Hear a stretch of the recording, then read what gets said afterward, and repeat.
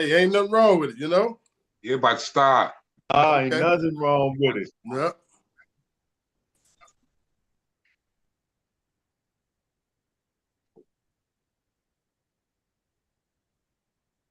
Peace and power, family. Peace and light. Welcome to another episode of Vocal Dialect Podcast. I'm Knowledge Born 7. I'm here with my partner in crime, Kimwato Akil, as well as with the good brothers, Brother General Tashaka Sankofa, also with Brother Gerald Moore. He's also part of the Street Law Soldiers, as well as Tashaka Sankofa. We have a very special guest, Akil Asim, and our good brother Chris DeWitt. He's also part of the Street Law Soldiers. He's going to introduce his brother. Go ahead, Chris. Peace to all the brothers on the panel. Definitely peace to Brother Akil Asim. Yes, good to see you out here, brother, live and clear, doing what you're doing. You grew up in the Alexandria area. I had the pleasure of growing up with your mom. She was always a stand-up woman. I see the fruits of her labor that's really paid off with you. Appreciate I that. definitely salute everything you're doing with the straight arrows, little arrows, excuse me. I mean, that says a lot within yourself. 35 years old, you running your own daycare. The kids got somebody positive to look up to. I mean, I'm a father of 7, so I can just imagine at 35 and you like basically running a daycare.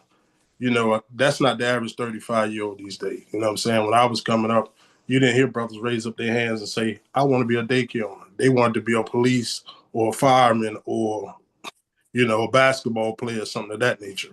But with that being said, this young king wears so many hats.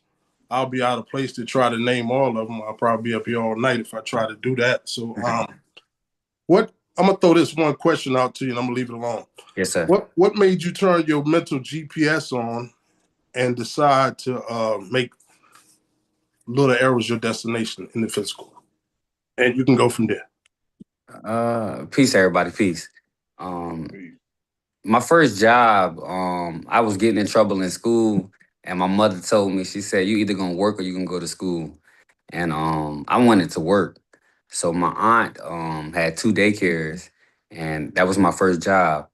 And being the oldest sibling, I had already kind of, I don't want to say raised kids, but I had my brothers and sisters a lot. My mom was working and whatnot, so I knew how to watch kids and take care of kids, and working at a official facility taught me skills, and trainings, and just fast forward years later, I just realized, like, you know what? I loved doing that. It was a job that I loved going to, and I just decided to go back to what I really liked doing. Right. Okay. And so with that being said, I mean, how did you get to where you're at right now in Sampson County? And you can just go from there and just give us like a outlook on what it's like to deal with kids every day. So we left Alexandria when I probably was about 14, 13. My mom, she always was back and forth between Carolina and Virginia. Right. She's a military child. She Yes. never stayed still. Right. So we were always back and forth. So when she finally came down here, and she never left. And Right. I ended up going back to Alexandria when I got older, and I ended up going to prison. And when I came home, my mother was here, so I came back. So I ended up here, and I've been here now for 5 years, and just been working and grinding with the daycare. That's great. That's awesome, brother. So what's the age limit that you go from in your daycare? I start them as early as 6 weeks old to 12 years old. Okay. And your daily activities, I see you do a lot of daily activities. You have inspired motivation quotes to the father. One of them I really stood out the other day, Dads, you are very great. And a lot of men don't get their credit. Not to say we're looking for a pat on the back as fathers, because you got so many fathers that's absent. So Yes, sir. during this day and time, a lot of fathers either deceased, in jail, or just out there running around the street. So what is your focus when you run into a child that's really lost in the home and don't have a father or don't have that daily motivation? What type of motivation do you bring to the table to a kid like that? Well, first I want to say shout out to the Black present fathers. I got about 35 kids, and I want to say a large majority of them fathers are present. Um, That's a good thing. Yeah, they're picking their kids up, they're dropping their kids off. A large amount of my fathers are that's a good. present. So you do that. But for those kids who aren't that fortunate to have a father figure, I'm just there for them. I spend a lot of time with them. I communicate a lot with them. Play with them a lot, answer any questions they may need. I'm big on discipline, obviously Yes, not physical discipline, but right. I'm big on correcting them, telling them when something is not right, Absolutely. and just showing them the right way. That's cool. So, So from this going forward, like tonight, we brought you on because, like I said, I was very inspired. Just looking at your activity on Facebook, seeing the people that you're like basically navigating around. Your family. Like I said, I know all your uncles and your aunts, Tanya, your mom. okay, With okay. that being said, it's just that it was just awesome to see, like I say, once again, a young brother like you, 35 years old, running your own, doing your own thing, not looking for no handouts. You're going out there making things happen. So, Yes, sir. with that being said, I mean, I'm sure there's somebody else on the panel that may want to throw something at you, and I'm opening up the door for that. Okay, yes, sir. Brother Ken, you want to throw something at him? So, so Um, what else? yeah, I had talked to you before the show, and go back, because you told me you've been incarcerated before. Yes, sir. So when you was incarcerated, did you think about doing what you're doing now? Nah, when I was incarcerated, for a long time, I walked the yard and I was like, man, I ain't got no talent. I ain't got no skills. I don't know what I'm gonna do with my life. And I just thought about it every day. I was like, I don't know what I'm gonna do with my life. And I thought I was gonna come out here and just strictly do a clothing design, a clothing label. And I did for a while, and I still do. But in the process of being out here, I went back to work with kids, and I just realized something snapped in me and said, I'm working for somebody, and I don't really like the way they do everything here. And I thought I could do this myself. I got the skills to do this myself. I got the education. People know I'm great with kids. I got the love of the people. And one day I just said, you know what? I'm gonna just do this myself. And I looked up everything I needed to do, and I took off. Like, what was the process of like building the That's school what and I want to know. everything? What was the whole process? So at first, I started in my home. I got my home license, so I had to do a lot of paperwork. I had to come in and get my house together as far as getting it, childcare ready. Um, there's decorating as far as making sure they had the appropriate toys and that it was safe. So once I got my home license, I started promoting, and I could only have about 10 kids. I instantly had all the kids. I instantly had 10. And I just started, advertising, posting a lot, creating a following. And it started getting so overwhelming, the messages I was getting asking for space that I didn't have. So I said, you know what? I got to get a building. So that's how we ended up going after that building. You have a clothing line as well, don't you? Yes, sir. Yes, sir. It's called Seven Arrow. The seven stands for the years that I did in prison, and the arrow stands for the new direction I'm going in. Oh, that's dope. That's dope. Mm-hmm. You have anything you want to ask him, Brother Gerald? Yeah, I was going to ask you, but I mean, it's a little far advanced question because it's for the children that you deal with. You say you deal with them from the ages of 6 weeks up to Yes, sir. 12 years old. Yes, sir. So, basically, you have those kids on for how long? Generally. Um, so I have one, for example, I had him since he was 6 weeks. He's two now. So Okay. if the parent doesn't relocate or if they stay, he's liable to stay at that center till he's 12.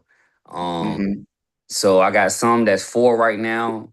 I mean, they'll go off to school, but I have before and after schoolers too. So some of them will go off to school, get off the school bus with me. So I have them in the afternoons, and I'll help with their homework. So I have the potential to have them for a few years. Yeah, so you do a tutoring program where you at? Yeah, we help with their homework. When they get out the Mm-hmm. bus, the first thing we have the school agers do when they get out the bus, we give them a snack and we go straight to homework. I know you probably know this, but do you know that's a good facet for dealing with children? Because when you think of the United States and and China, when it comes to dealing with the children, they do extra tutoring for their kids. That's why they achieve their goals and their Yes, sir. manifestations of life. Yes, sir. Yeah, Yes, yeah. sir. So that's good. I mean, that's that because we trying to. When I see people dealing with children, I respect them to the utmost Yes, sir. because kids can be difficult to deal with, but in the same token, they're easier to deal with because their minds are very malleable when they're young. So you Absolutely. get a chance to get them to teach them, they help them to process growth and thoughtfulness. Yes, sir. Yes, sir. I definitely follow you. I make sure I tell all my teachers, yeah, they gonna play, but we're not playing all day. You know, That's even right. my 1 year old room and my 2 year old room. Now the state doesn't recommend it. They want them to play. That's literally what the state will I tell know. you.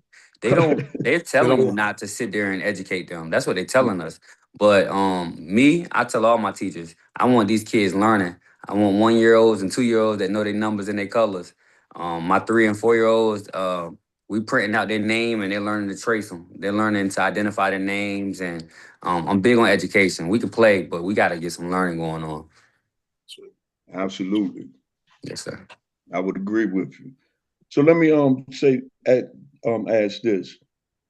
What's sort of pathology that you're going through when you saying that you teach the kids also because we have to teach them psychological way of dealing with things. I mean, the physiologically is okay, but we also have to teach them psychological.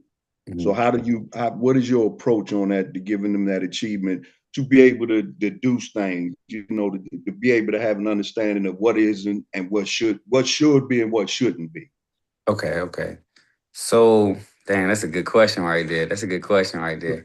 So, at their age, a lot of them are what I call testing the waters.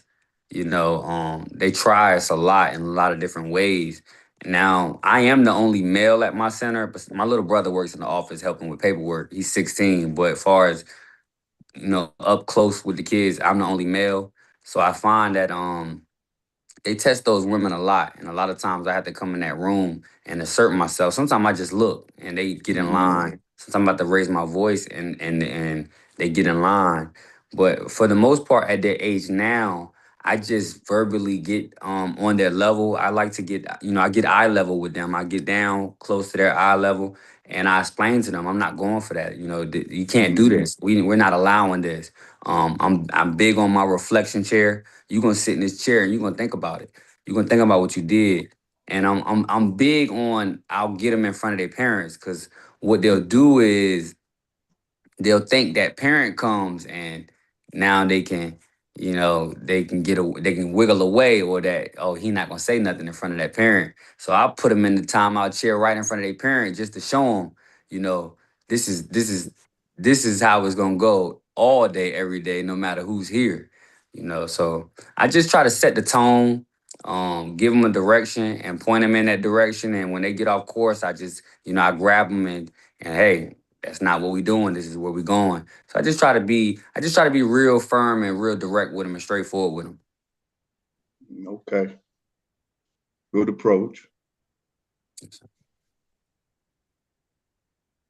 Well, since nobody else don't have no question, I can keep asking. Hey, got it going. Peace, Well, let brother. me ask Peace, you. brother. Peace. Peace, sir. Peace. All right. So pretty much you how what's your idea for like building their social skills? That was my Um. next question. Okay. So building their social skills. So for example, my center, we don't celebrate holidays. Um. And my approach is, I like right now I'm teaching them about Hanukkah. Um, so I try to teach them the world, like how the world looks. Like it's everybody don't look like you. And I try to teach them to be tolerant and respectful of others and even other people's property. And I just show them from my example, you know, a black man with tattoos, but you know, that look that they think is this is a thug, I'm showing them different. You know, I'm educated. You know, I have a business. I don't have to cuss when I talk. You know, I'm not saying nigga all day. So I just try to show them you know, the real world, but I try to show them that the world is diverse and just to be understanding and tolerant. I have an autistic kid. I just try to teach them, hey, we respect everybody. We look out for everybody. We are so we have a saying at my center that we're a village and we're a family. So we look out for everybody. You know, we if I eat, you eat. You know, we move together and we teach the kids that way.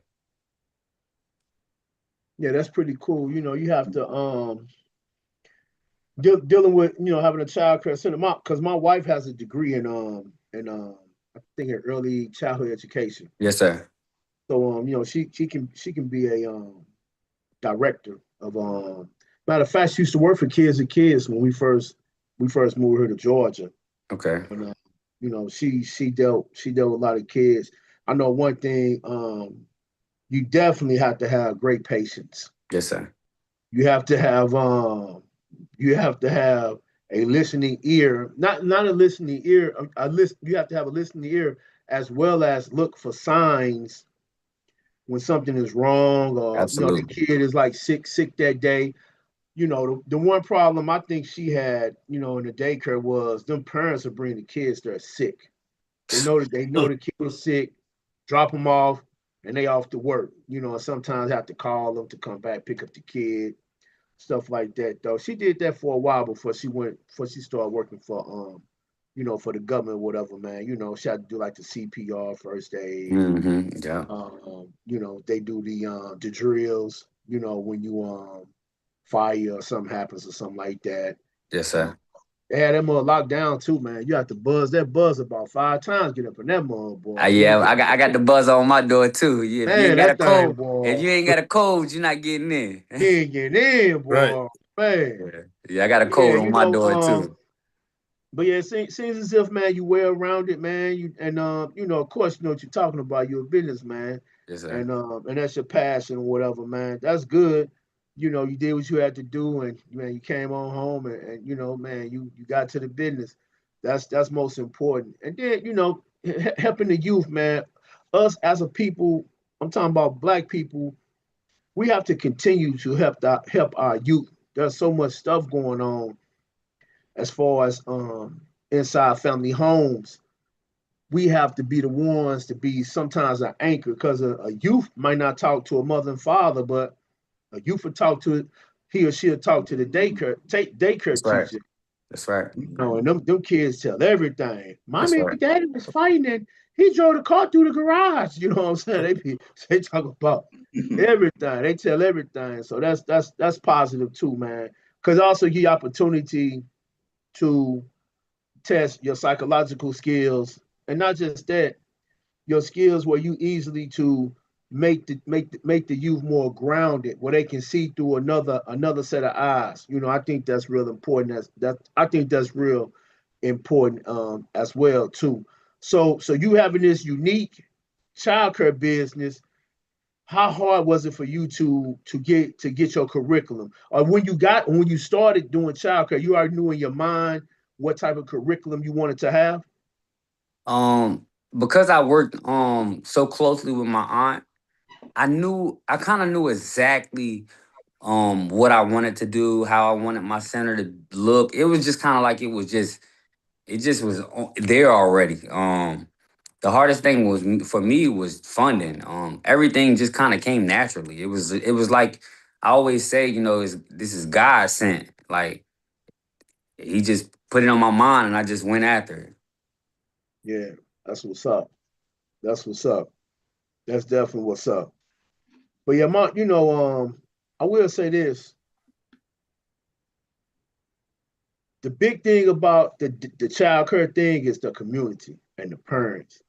If the parents speak good of you, and you know you well known in the community, you'll be good. Yes, Because sir. I know some daycares or early development centers, the staff it has a nasty attitude, and they're not. The parents don't like it, but the parents have to take their kids somewhere They because they need got to them. They work, need them. Yeah. and also the location.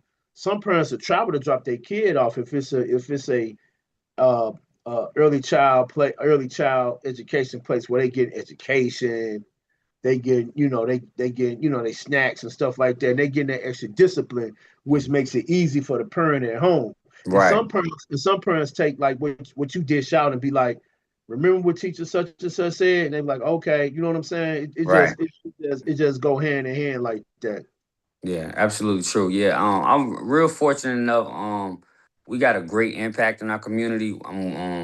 I say this humbly. I'm well known in our community. We do a lot for the community. We call our center the community center for real because we always out in the community. I take the kids to the senior citizen home and let them draw pictures and take gifts and we give book bags away and we I try to get the kids involved with always doing something when it comes to giving back.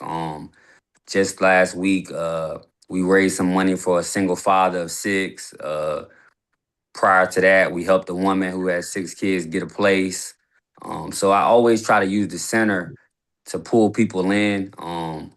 And draw people to help other people. So we call it the community center because they really are my village. So how do you quell confrontations through children? Because they can get at each other. Man, I had one bite two. I had one bite two people today. Mhm. Yeah, I just try to explain, that we got to use the right words and we don't got to touch each other. I always say that don't touch anybody. Keep your hands to yourself. You don't want nobody touching you. And sometimes I have to say, do you want me to touch you? You don't want me to touch you, do you? But I try to emphasize that, you don't want to be touched. You don't want nobody touching you. You don't want nobody calling you names. Don't do it. Um, think about if it was you. That's all I can do at their age is just, try to reinforce that they understand. If it was you, you can be crying. You want somebody picking on you, you want somebody laughing at you, things like that.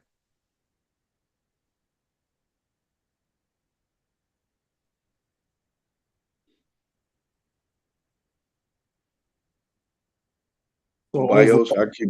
overall, do you allow them to like computers, bring it? Because a lot of kids are prone to tablets and their phones nowadays. Back when we came up, it was none of that. So, is you teach a lot of hands-on, or is half and half? How do you go about that?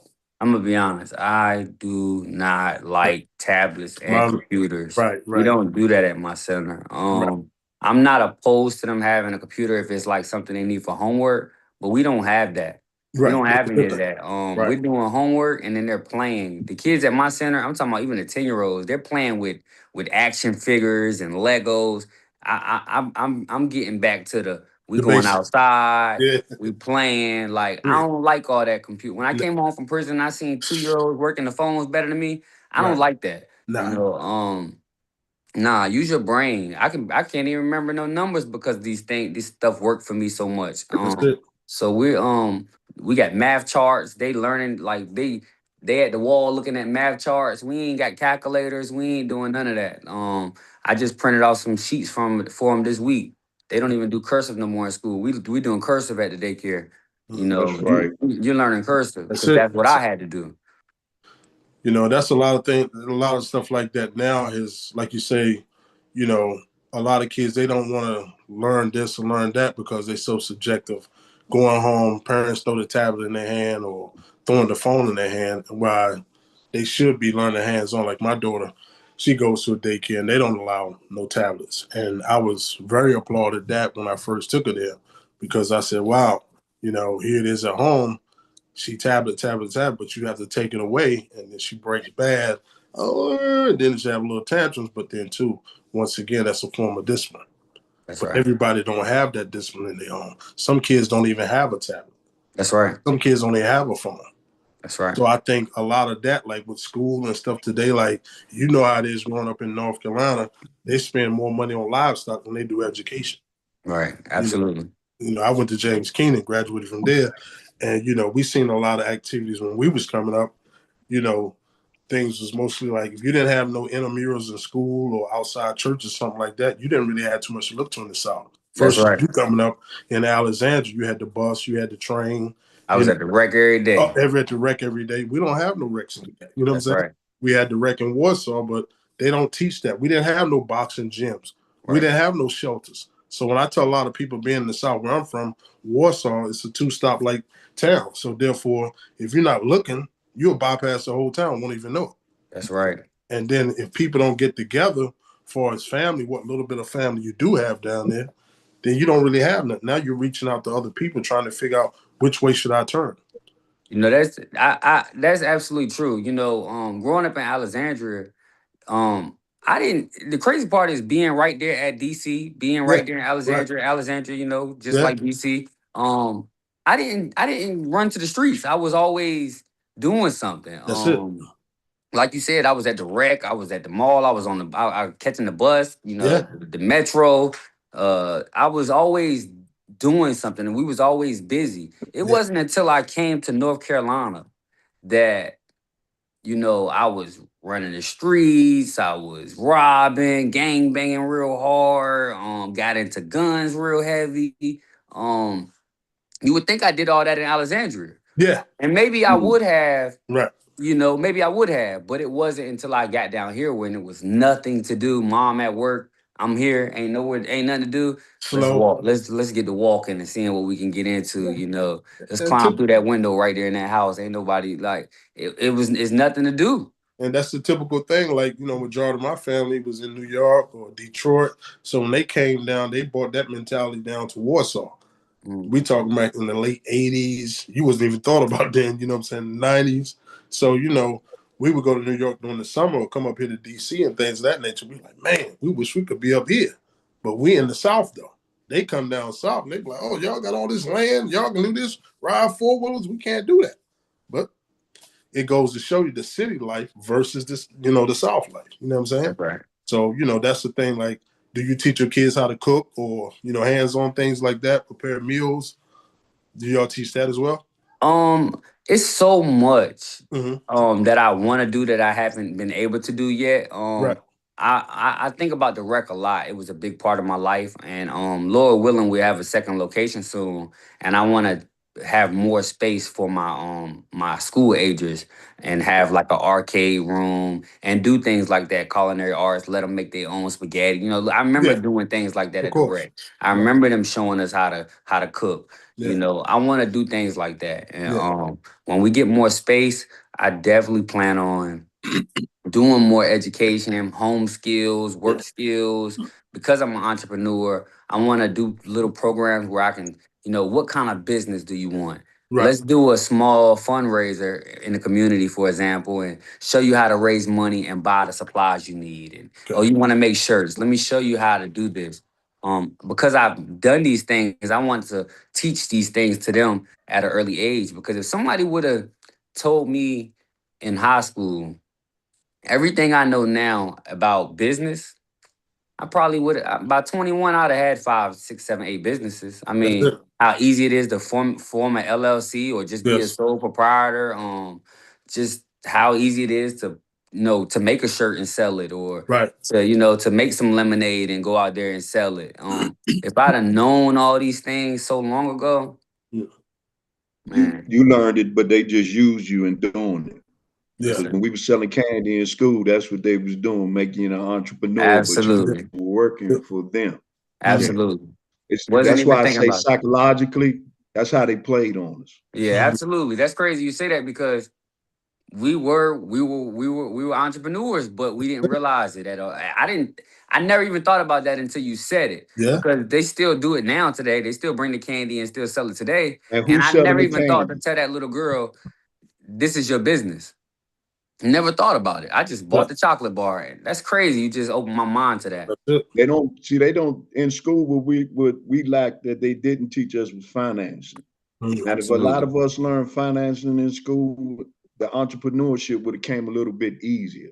But Absolutely. because we were taught just mathematics, I mean, when you're talking about doing things in the ones and the columns and stuff, that's time consuming. But when you're talking about bonds and security bonds and everything else that you learn with society is predicated on, then we behind. We behind. Yep. We behind. We behind. Often, because I'm dealing in business, I go to the bank a lot. And I always take a moment to go and sit with the bankers instead of going to the line to the tellers. And I always ask questions. And they always sit and give me some game. And I always tell them, like, man, bear with me on the terms. I'm looking stuff up because it's like, man, I don't know any of this stuff, And have you ever thought about doing this? And I didn't even know what that type of loan is. I never heard of it, It's so much information, even down to credit cards, You get a credit card and, somebody asked me the other day about credit cards. And I told them what I don't like about credit cards for our people is we don't have to have a credit card. What I mean by that is if you give somebody who don't have a credit card, they're not going to only use it for gas because they don't have, so they need it. So they're going to use it. So they're going to max it out. Yeah. So credit cards is not really a good thing for our people because we're kind of already in a bad situation where we actually need that money. So I was explaining that to somebody just the other day, but they didn't teach us none of these things, We didn't know none of these things. Like you just said, we so far behind. I speak to a lot of women, and when they learn about what I got going on, they always tell me, about, the men they deal with. And it's always a shock that I have my own place. And I'm always like, you mean to tell me you're not meeting men who have their own place? And they tell me men either have a car and no place or a place and no car. We just so behind on so many different things. People are really shocked when they find out I have a house. And I got my house 10 months out of prison. Worked 2 jobs, I had my credit right. I went to the bank and said, what I gotta do to get a house? Just apply. I was like, that's it. That's it. Just fill out the That's all application. it is. Yeah. That's all it is. They gave me so many first time homeowner points and stuff. I didn't even put any money down. All I did was pay to get the house appraised. But if you don't go into those banks or if you don't talk to somebody, you would think it's the hardest thing in the world. I tell people all the time, don't look at what I have and think I got anything because I didn't put anything down to get the car I got or the house I got. I didn't put anything down. They gave me a check. I went to the dealership and said, I want that one. Signed the paperwork and left. But if you don't get around somebody that will teach you how to do these things, you'll think these things are impossible. Right. And it's not even impossible. Well, that's life, you know what I mean? We was always taught to sit back and things will come to us, from the opposite people because, if you don't learn it in the home, where you going to learn it from? Once you walk across that threshold, reality's going to check you real quick and you're going to say, hey, it's time for me to either move or lose. Absolutely. So a lot of times we find ourselves losing because we're following the wrong crowds or we're chasing the bag for the wrong reason or we're trying to be recognized, quote unquote, by the things that we wear, the things that we drive, or the female that we are with. If she's not foreign nowadays, guys don't want her. But what's wrong with the Black Queen? Right. But I think one of the problems is, not to cut you off, I think one of the problems is that our older folks, like this platform is good right now. I'm talking to my older brothers, but is that really going on out here? No. And I'm not saying it's just the older folks' problem because the youth ain't want to listen. They not listening. Yeah. But it's not a lot of older people trying to sit down and talk to us and give us some direction and show us the right way. Some of them sagging with their pants down and chasing young girls and ain't got nothing going on themselves. You know what I'm saying? Like me, you said all my people. All my people been to prison. Yeah. I didn't have nobody to look up to older and say, you know, what do I do? I seen everybody go to prison. That's You it. know, and sadly, I end up going too. Right. I've learned from it. You know, everybody. Matter of fact, all my peoples that went to prison are now entrepreneurs, have That's it. successful businesses, Yeah, I know. doing very well. Very well. Yeah. But we all went to prison. That's it. And nobody is teaching anybody anything. Right. You know, I didn't have nobody saying, "Hey, you know, walk with me. Let me teach you this. Let me show you this. Don't do that. Yeah. There was nobody doing that for me. You know, the older guys they not out here risking their necks to teach and save our lives. And you know, there ain't nobody like Malcolm and Huey and them out here no more. You know, ain't nobody out here. We looking up to rappers, and you know, we want grills and chains, and you know, everybody want to be a blood or a crip. You know, we looking up to gangsters. I mean, we always have, Right. but you know, me myself personally, you know, I was trying to be like, you know, Malcolm and Nipsey. I'm out here doing things in the community, you know, because I wanted to be like my people that was for my people. That's it. But it's not a lot of people that's like that. You know? But you know, a lot of the youngins nowadays, especially up here in the city, you know, when you try to pull their coat, if you understand what I'm saying, that's what that was the term when I was coming up. You know what I mean by pull your coat? Yes, sir. All right, cool. So nowadays, when you try to pull a lot of the youngins' coat, they saying say less. So when they say less, they don't realize they're getting themselves caught up in a lot of mess now. You know what I'm saying? That kind of rhymes, quote unquote, but it's just that simple. You're telling somebody that's trying to teach you something to say less, but you don't realize if you listen for a little bit, because when we came up, you ain't had no other choice. You had to sit there and listen to them when they pulled your coat.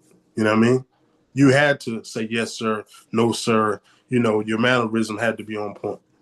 So a lot of that has went out the window. Right.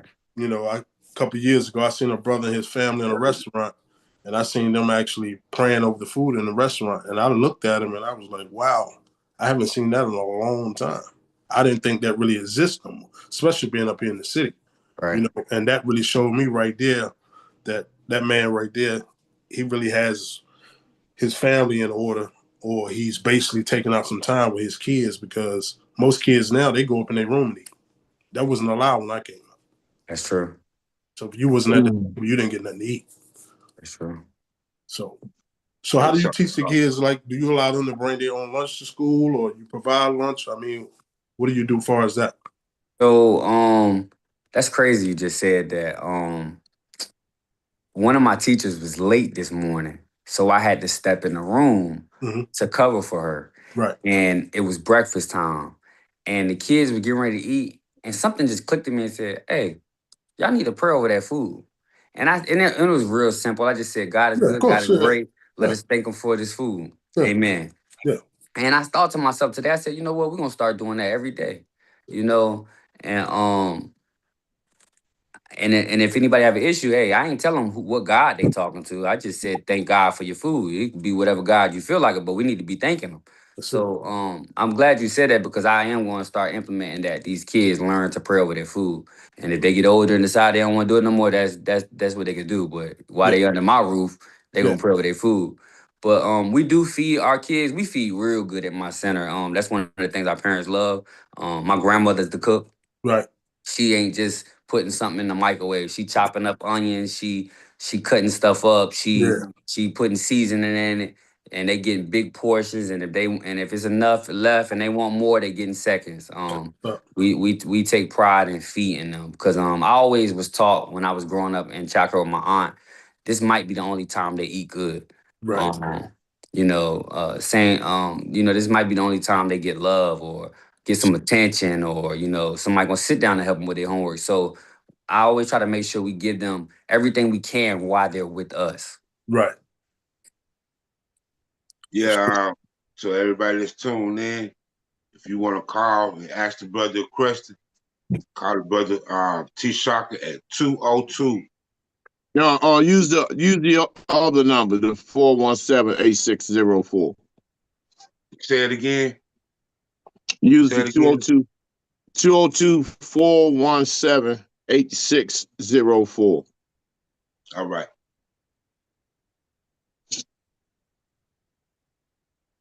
And the reason for that, I've been having it's a bad signal down here, so I had to switch from the laptop to using my phone. So that's the reason for that. But I enjoyed what I've heard thus far, and I commend this young brother. Thank you, sir. And the thing that is most important, aside from your transformation, which was already you were destined to be, and it was already ordained, whether you knew it or not, is that you're dealing with these children. Somebody's calling in. Hold on.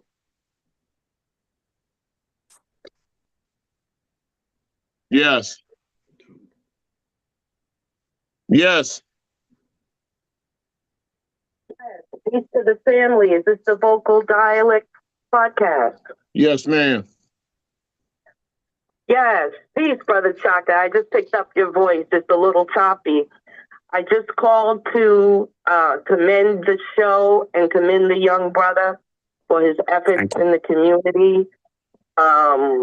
Very great example, especially on the home ownership and teaching about finances. Not sure what area he's in, but I'm also a business management major, and I'm trying to connect with schools here in Baltimore also to come in and teach about entrepreneurship. So I'll leave an email in the chat, and if we have time, maybe we can connect. But again, I commend you on your work, and this is a beautiful podcast topic. Much more topics like this. Thank you, ma'am. I appreciate you. Thank you so much. Thank you, gentlemen, for your taking out your time to come and speak about these things.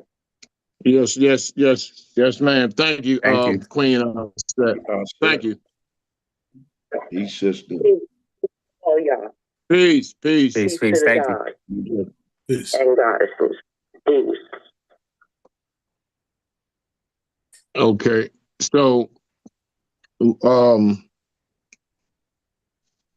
what I was saying, aside from the transformation, which was, I know was ordained and you were destined to do what you're doing, to deal with the children at the stage, at the undeveloped, undeveloped brain in the children between the ages of 18 months and 5 years old. That's the bulk of the most information that a child will have to function on as they become older.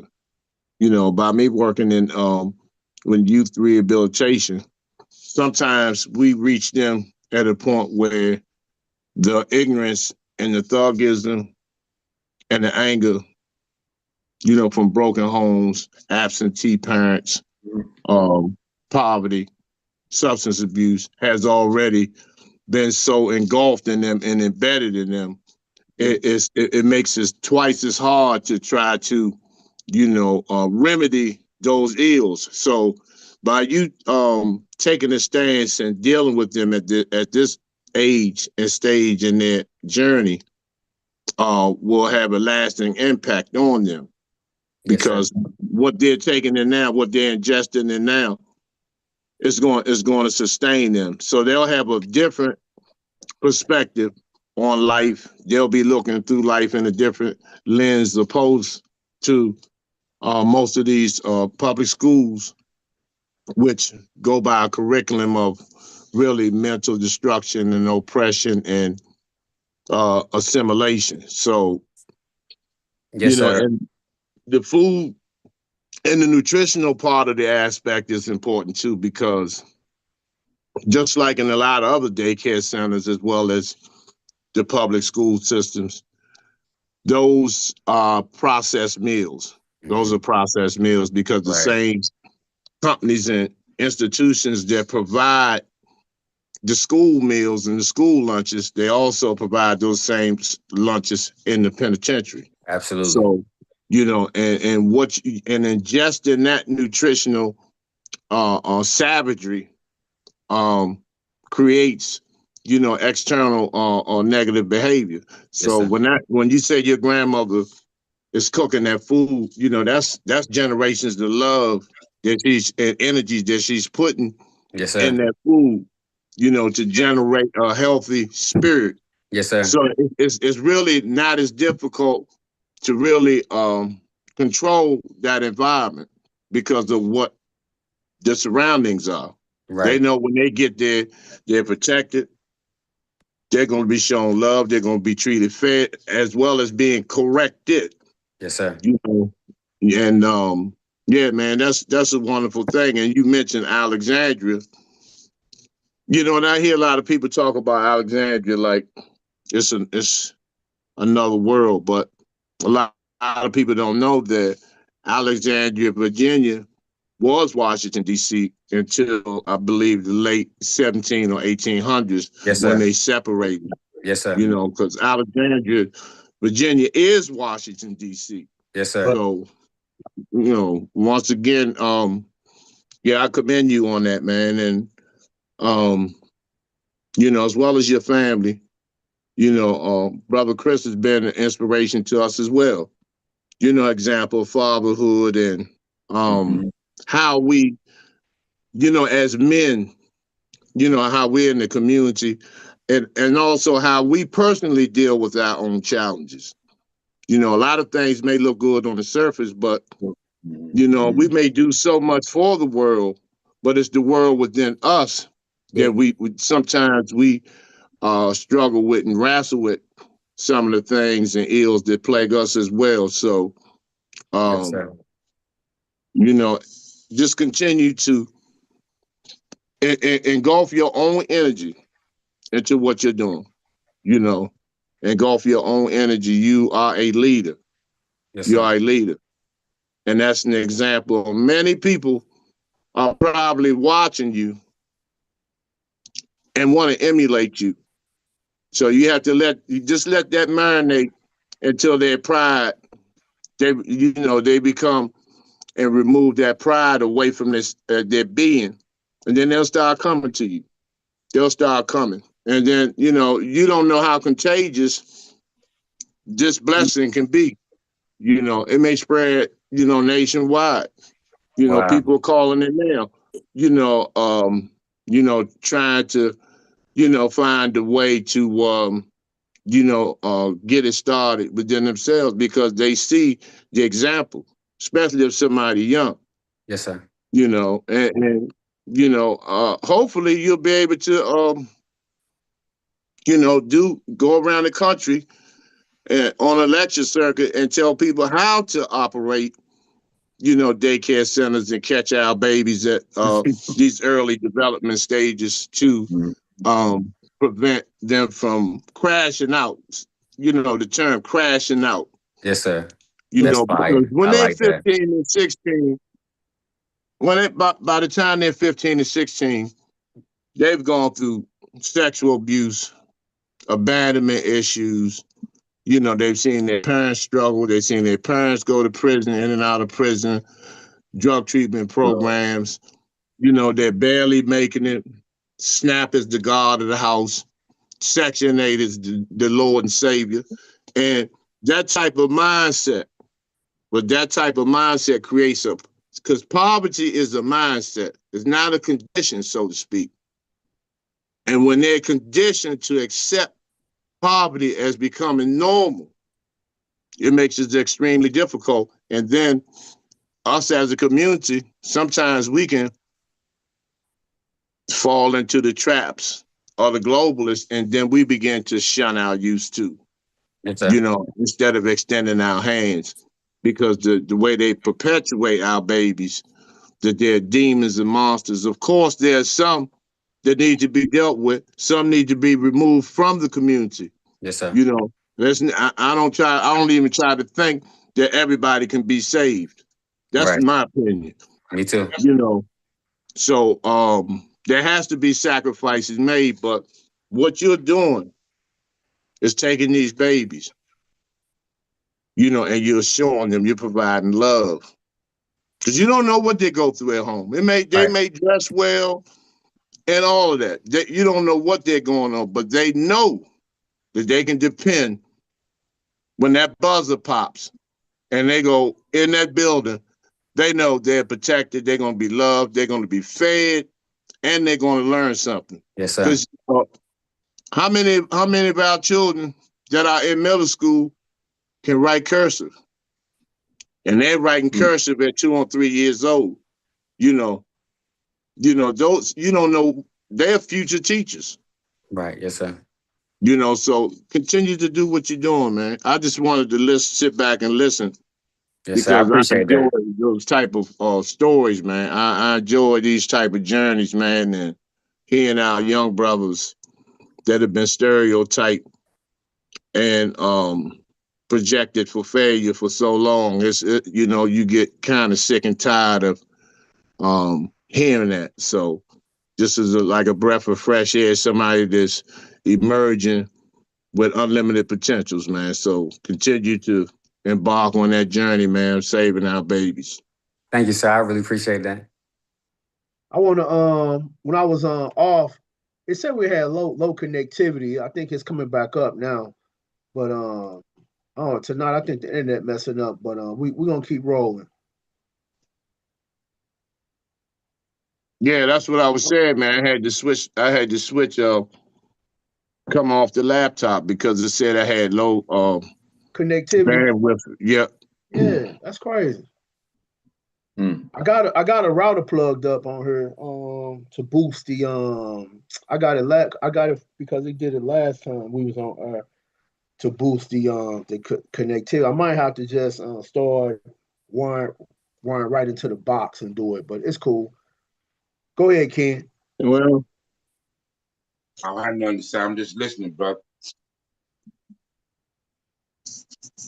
So, brother they're not Akil, messing with the signal Hey. for nothing. brother Akil, Yes, sir. I know there's a lot of historic things in the South. So, I know you said you take them on field trips around the senior living homes and things of that nature. Do you take them like to any of the historic landmarks, like up in Raleigh, points of like I was telling people down in North Carolina, like a lot of our kids up in the city, which is down south too, they like to rock Michael Jordans, but you can tell them vouch just like I can. Like my sons are, I have two boys, 19 and 16. So when they was 5 and 7, which I'm from Warsaw, you know that you kind of grew up in my hood, Kings That's Court, right. and That's right. they don't really know they didn't know the background of Michael Jordan because one of them grew up in Woodbridge, one of them grew up in Alexandria. So I took them actually to Michael Jordan's father's gravesite, which is in Wow. Green Everest. I have a picture of them right now, which Michael Jordan dad has the nicest plot out there on the cemetery yard. You know Right. what I'm saying? And actually me and my cousin, we stole my dad Lincoln just to go to the funeral. We wasn't allowed to go in. Dean Smith, B.J. Armstrong, all these big heads was pulling up, and Michael Jordan has the Michael Jordan Lexus dealership in Wilmington. I didn't know that. Oh yeah, he been had that for years. So Toyota and Lexus blended in. He signed up with them years ago. So do your own research. But I said that to say this: a lot of kids have been killed over Michael Jordan sneakers. Michael Jordan has never paid for a funeral. He's never Wow. wrote a farewell letter to the family and things of that nature. So we have to be conscious of that. Like putting Jordans on our kids and they can't spell Jordan. You know what I mean? We have to be That's conscious crazy. of Michael Jordan lives in Charlotte or has tobacco shops in Charlotte or smoke shops in Charlotte, cigar shops. And I know a brother personally from Warsaw. He said that, he's seen Michael Jordan in the cigar bar and he don't speak to nobody. He's very arrogant. We know that. So Yeah. with that Heard being that a said, lot. he's a part of our history because he's one of us because so many of us, we glorify him for what he done. Yeah, he's a very phenomenal brother for us with the basketball, the rock. But at the end of the day, we have to teach our kids really that Michael Jordan has really pulled nothing in our communities. Right. And he Absolutely. has, yeah. Like I say, he does have family in Green Everest and Rockfish, North Carolina. Do your research. That's where his father was from, James Earl Ray. You know what I'm saying? So James Ray Jordan. So I commend you if you haven't never done it. Some people say, oh, don't take no kid to a gravesite. But, the old people just tell me, you go to a gravesite, don't turn your car off. You know what I'm saying? Keep it running. That's back in the day. So, I mean, not only that, you know what I'm saying, just like Lumberton, Lumberton, North Carolina, the George Floyd was supposed to be from, what they say, Red Springs alarm bird and things of that nature. So we have to teach them things because the news or TV may give them something else on the internet, and we know with AI now, they may get some falsified history, and that's not even true.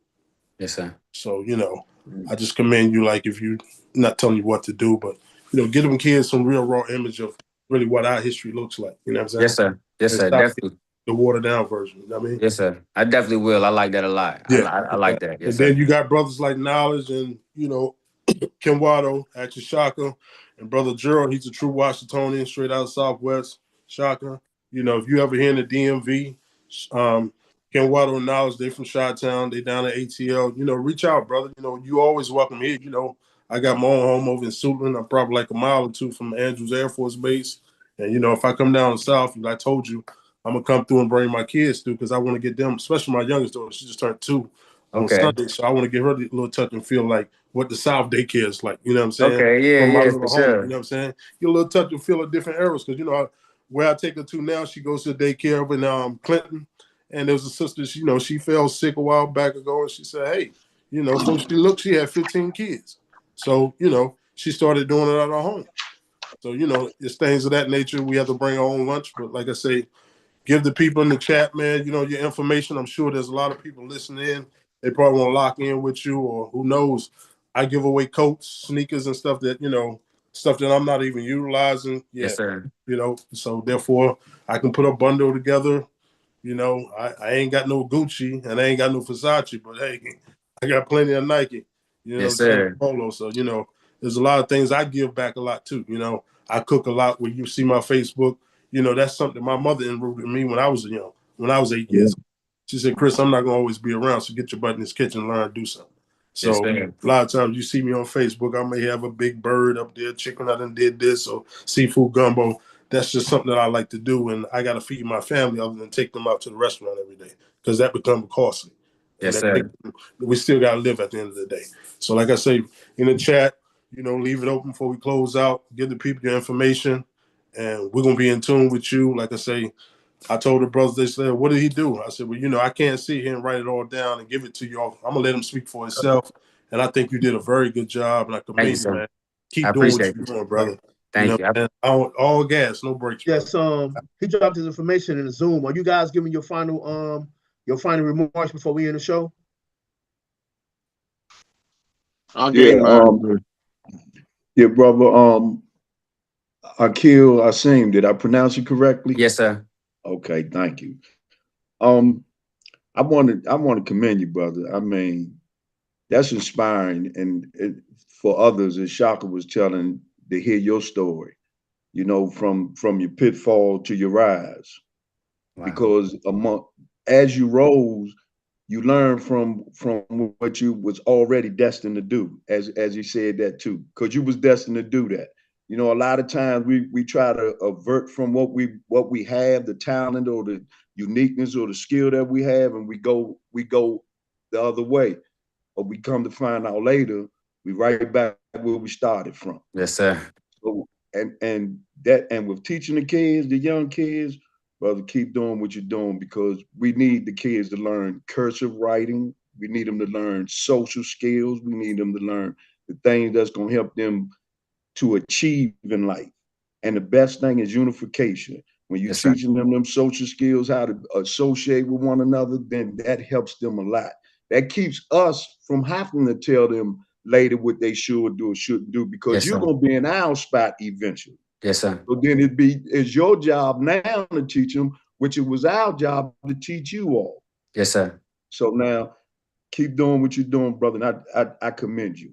Yes, I sir. really Thank you. do. I appreciate you. And really love you for that too, brother. Thank And I'm you. gonna Love tell you you too. this: T-Walla Day, the crown is yours. Thank you, sir. I appreciate it. Go ahead, Ken. Yeah, brother.